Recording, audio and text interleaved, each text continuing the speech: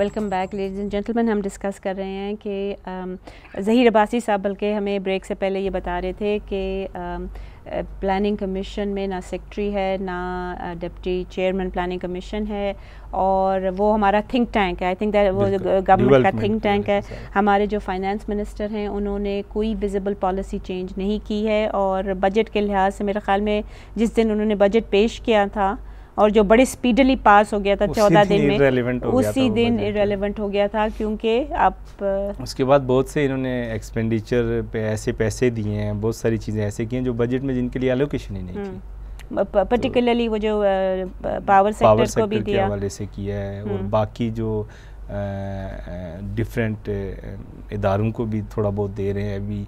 और फिर मुझे ये भी याद पड़ता है कि पब्लिक सेक्टर डेवलपमेंट प्रोग्राम में जो क्लेम किया इन्होंने कि हमने पूरा जितना हमने बजट किया था पिछले साल वो हमने खर्च दिया है, वो भी प्लानिंग कमीशन से कन्फर्मेशन नहीं आ रही है। वो कह रहे हैं कि 40-50 बिलियन का फ़र्क है शायद। बिल्कुल, प्लानिंग कमीशन जो स्पेंड करता है उसमें 40-45 बिलियन का तकरीबन डिफरेंस है। फाइनेंस मिनिस्ट्री क्लेम कर रही है कि हमने पूरा 300 बिलियन कर दिया है वो एक्सपेंडिचर, जबकि प्लानिंग कमीशन के जो फिगर आते हैं हमें वेबसाइट पे और जो हमें मिलते हैं उसमें तो तकरीबन 40-45 बिलियन का विजिबल गैप है कि वो इतना उन्होंने पूरा रिलीज़ नहीं कर सके। और ये इश्यूज़ हैं, ये इश्यूज़ इनके लिए जर्नलिस्ट भी उनको कहते हैं कि हमें आपकी तरफ से कहीं कन्फ्लिक्टिंग स्टेटमेंट आ रही होती है, कन्फ्लिक्टिंग फिगर्स आ रहे होते हैं, हमें पता नहीं चल रहा था कि कैसे रैशनलाइज करके तो आप पेश करें। लगता है ये नहीं। लेट मी कम टू मौला साहब, ये जो भी हमने कोट किया जस्टिस खोसा ने जो ऑब्जर्वेशंस इन्होंने की थी, और ये जो कहा था कि we are ready to help, हम मदद करने को तैयार हैं इस गवर्नमेंट को, और हमारा कोई पर्सनल इंटरेस्ट नहीं है। मगर चीफ जस्टिस के कुछ स्टेटमेंट्स आए हैं रिसेंटली जो सच कोई डायरेक्टली हम ये नहीं कह सकते कि उन्होंने कुछ स्टेटमेंट्स दी हैं। एक तो उनकी स्टेटमेंट थी अगेन, उन्होंने कहा था कि ऑपोजिशन को जो conflict of contempt of court की हम बात कर रहे थे, उन्होंने कहा था कि इनको वॉकआउट के बजाय कुछ करना चाहिए, विच हैज़ एंगर्ड मतलब चौधरी निसार ने लंदन से बैठ के कोई स्टेटमेंट दी। चीफ जस्टिस साहब ने कंटेम्प्ट ऑफ कोर्ट में बिल्कुल ये इस तनाज़ुर में बात की थी कि प्रोसीडिंग हमने देखी है। उन्होंने कहा कि कॉन्स्टिट्यूशनल वे से इन्होंने उसको प्ले नहीं किया, जैसा कंटेम्प्ट ऑफ कोर्ट के ऊपर जो डिबेट होनी चाहिए थी वो कॉन्स्टिट्यूशन के अंडर नहीं हुई।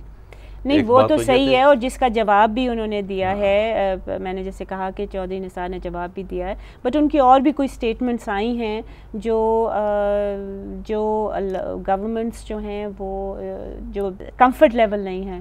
कंफर्ट लेवल तो बाहर तो ये दिखाई देता है जी, कंफर्टेबल लेवल नहीं है। कंफर्ट लेवल क्या आपके ख्याल में जस्टिस खोसा और चीफ जस्टिस जो हैं वो उस एक पेज में नहीं है ऑन दिस इशू?